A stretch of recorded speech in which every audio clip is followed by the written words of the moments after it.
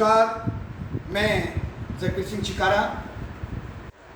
आज कक्षा +2 विषय इतिहास चैप्टर नंबर 6 का एक नया क्वेश्चन लेकर आपके सामने हाजिर हुआ हूँ। प्रश्न का नाम है भक्ति आंदोलन के प्रभाव क्या।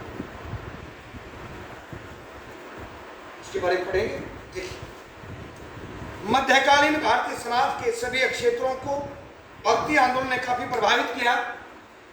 भारत में मिलीजुली संस्कृति के निर्माण में भक्ति आंदोलन ने अपनी महत्वपूर्ण भूमिका निभाई और भक्ति आंदोलन एक व्यापक आंदोलन था जिसका लगभग पूरे देश में प्रचार हुआ।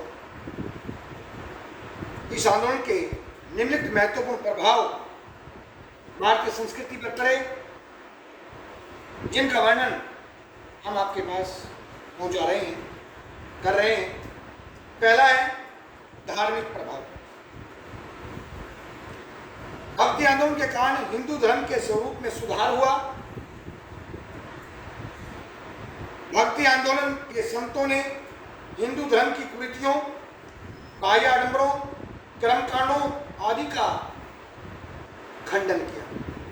तात्पर्य, जब हिंदू धर्म सनातन धर्म अपने पथ से विचलित हो चुका था, अनेक बुराइयां आ गई थी, इन संतों ने इस धर्म को बचाने के लिए इसके अंदर आई बुराइयों का खुलकर खुलासा किया, विरोध किया और विमुख लोगों को, जो इस धर्म से विमुख हो चुके थे, जो दूसरे धर्मों की तरफ जा रहे थे, उनको वापस लाने के लिए उन्होंने तरह तरह की विचारधारा। संतों के प्रवचनों के समाज के लोग काफी प्रभावित हुए और इस आंदोलन के प्रभाव पड़े हिंदू धर्म की रक्षा। फर्स्ट प्रभाव, भक्ति आंदोलन का सबसे महत्वपूर्ण परिणाम यह हुआ कि हिंदू धर्म का दर्शन के वास्तविक स्वरूप को संतों के माध्यम से सारे देश में फैलाने का काम किया। सगुण और निर्गुण भक्ति के ने हिंदू धर्म को नया जोश प्रदान किया। इससे हिंदू धर्म की रक्षा हुई, जो धीरे धीरे पतन की ओर जा रहा था। मुस्लिम शासन के कारण हिंदू धर्म को बहुत हानि हुई थी।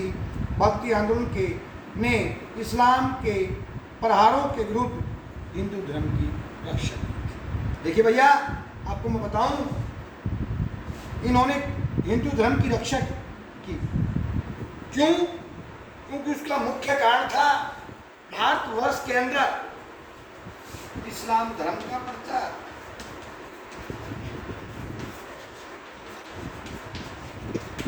क्यों? क्योंकि हिंदू धर्म के अंदर एक कुरीतियां, बुराइयां आ चुकी थी, बाह्य आडंबर आ चुके थे, लोग तंग आ चुके थे। कुछ मुस्लिम शासकों का प्रेशर था, लोग उतरे भी जा रहे थे। तो इन साधु संतों ने अपने विचार देकर लोक जनता के आम भाषा में लोगों को समझाया। उस मुस्लिम शासन काल के दौरान हिंदू धर्म पतन की ओर दिन प्रतिदिन जा रहा था। उस हिंदू धर्म रूपी डूबते जहाज को किनारे तक लाए, अर्थात हिंदू धर्म की रक्षा की, लोगों को हिंदू धर्म में वापस उन्होंने मोड़ने का प्रयास, और लोग फिर इस धर्म की तरफ आते चले गए। इस धर्म को जो विमुख हो चुके थे उसको अपना।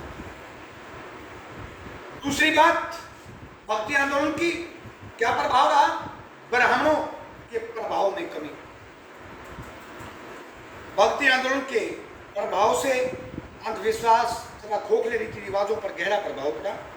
भक्ति सुधारकों ने समाज की इन बुराइयों का खंडन करके ब्राह्मणों के प्रभाव को भी कम कर दिया। जो ब्राह्मण, जो पुरोहित वर्ग, जिनका बोलबाला था, जिनके कहे अनुसार समाज चलता था, जाति बिरादरी की भावनाएं पनप चुकी थी, इन संतों ने ब्राह्मणों के प्रभाव को खत्म कर दिया।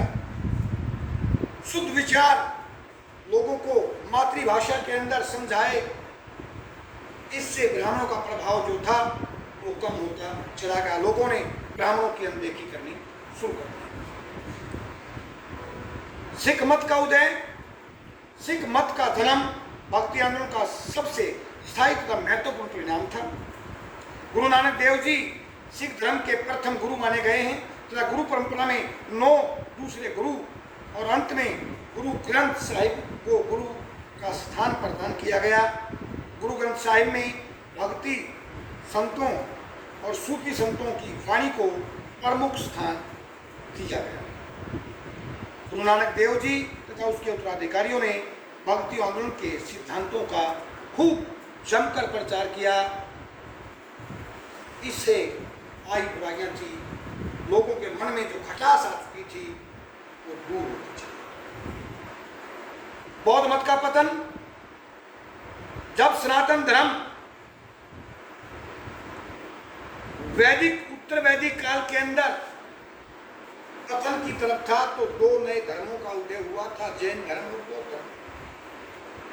गौतम बुद्ध ने अपनी मातृभाषा में लोगों का प्रचार किया, संस्कृत भाषा का खुलकर खंडन किया, लोगों की समझ में आया और लोगों ने धर्म को अपना लिया। लेकिन गौतम बुद्ध की मृत्यु के पश्चात जब बौद्ध धर्म 2 शाखाओं में बट गया, महायान और हीनयान, इनके अंदर भी बुराई पनप चुकी थी।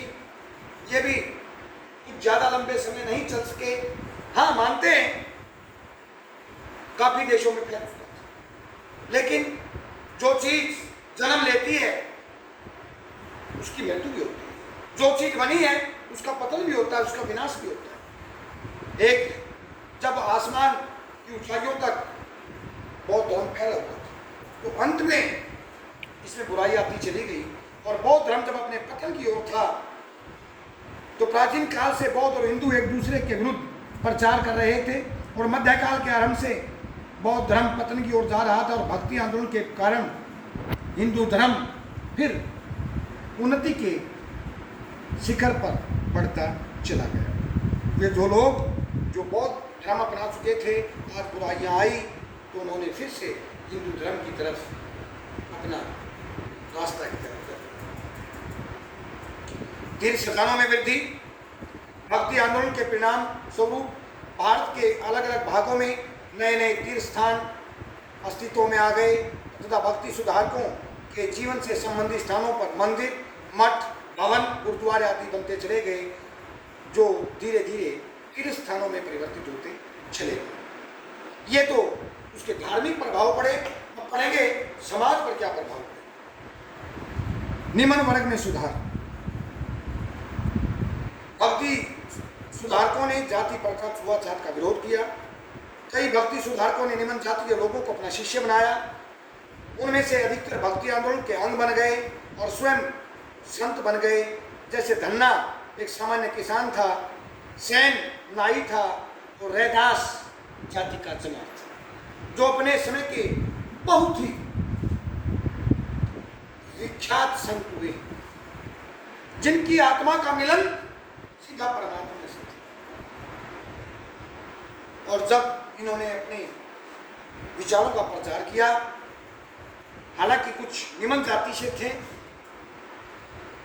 रविदास जी जो थे, जिसको हम रैदास कह देते हैं अपनी लोकल लैंग्वेज में, जो हरिजन चमड़े का काम करता था, सामने पत्थर रखता है, पत्थर के नीचे से गंगा बहती थी, इतना बड़ा भगत था। तो लोगों को जब उसकी भक्ति का पता चला, उसके प्रभाव में आए तो उसके पास जाने लग गए,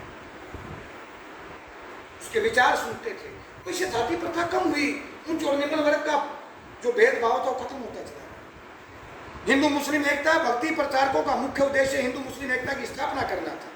उनके प्रयासों के कारण ही हिंदू मुस्लिम के बीच जो एक खाई बनी हुई थी वो थोड़ी कम होती चली गई। समाज सेवा की भावना, भक्ति सुधारकों ने अपने श्रद्धालुओं को, गरीब, दुखी तथा अपाहिज लोगों को तन मन धन से उनकी सेवा करने का उपदेश दिया, जिससे समाज में एक सेवा भावना का विकास हुआ। ये सामाजिक प्रभाव थे। निम्न वर्ग में सुधार आया, हिंदू मुस्लिम एकता पर जो एक खाई थी वो कम हुई, दुश्मनी कम होती चली गई और समाज में एक दीन दुखियों की सेवा भावना का भी लोगों में दया भावना बनी। सांस्कृतिक प्रभाव, भक्ति आंदोलन के एक महत्वपूर्ण सांस्कृतिक प्रभाव प्रांतीय भाषाओं के विकास में उत्पन्न हुआ। जहाँ ये संत उपदेश देते थे, स्थानीय शब्द उनकी भाषा का माध्यम बनते चले गए। ब्रजभाषा, खड़ी बोली, पंजाबी, बंगाली, उड़िया, सामी, गुजराती, राजस्थानी आदि में अनेक उपदेशों और रचनाओं ने इन भाषाओं के विकास में अपना विशेष योगदान दिया। कभी गुरु नानक देव, मीराबाई, नामदेव, ज्ञानेश्वर, सूरदास, तुलसीदास, तुकाराम, चैतन्य महाप्रभु जैसे संतों ने प्रांतीय भाषाओं को उन्नत करने में अपना महत्वपूर्ण योगदान दिया। उन्होंने अपने उपदेश जन सामान्य की भाषाओं में दिए, जिनके परिणाम स्वरूप हिंदी, बंगाली, मराठी, मैथिली भाषाओं का भी विकास हुआ, उन्हें भी अपना एक स्थान मिला। अब भक्ति आंदोलन के राजनीतिक प्रभाव क्या पड़े, राजाओं पर, प्रशासन पर क्या प्रभाव पड़े, अकबर की धार्मिक नीति पर प्रभाव। इस आंदोलन से प्रभावित होकर अकबर ने अपनी प्रजा के प्रति धार्मिक सहनशीलता की नीति अपनाई। उसने हिंदुओं पर लगने वाले जजिया कर, जो धार्मिक कर था, उसको समाप्त कर दिया। उनके साथ वैवाहिक संबंध भी स्थापित किए। उन्होंने हिंदुओं को महत्वपूर्ण पदों पर आसीन किया। ये सब किसका प्रभाव था? भक्ति आंदोलन का प्रभाव था। मराठों और सिखों की शक्ति का उदय, भक्ति आंदोलन के परिणाम स्वरूप सिख एक राजनीतिक शक्ति के रूप में, स्वतंत्र राज्य की शक्ति के रूप में उभरे और पंजाब में स्वतंत्र सिख राज्य की स्थापना की। इस प्रकार महाराष्ट्र में भी भक्ति आंदोलन से मराठों में एकता उत्पन्न हुई और शिवाजी महाराज ने हिंदू पद बादशाही की स्थापना की। संक्षेप में हम इतना ही कह सकते हैं कि भक्ति आंदोलन ने भारत के धार्मिक, सामाजिक, सांस्कृतिक और राजनीतिक जीवन पर अपने हर क्षेत्र में विशेष प्रभाव डाले, जिससे भारतीय समाज के अंदर एक नई शक्ति का, नए हिंदू धर्म का उदय हुआ और ये व्यापक रूप से भारतीय जनता पर इसका विशेष प्रभाव। कल आपके सामने एक नई वीडियो लेकर फिर हाजिर होंगे। तब तक के लिए आपसे विदा चाहते हैं।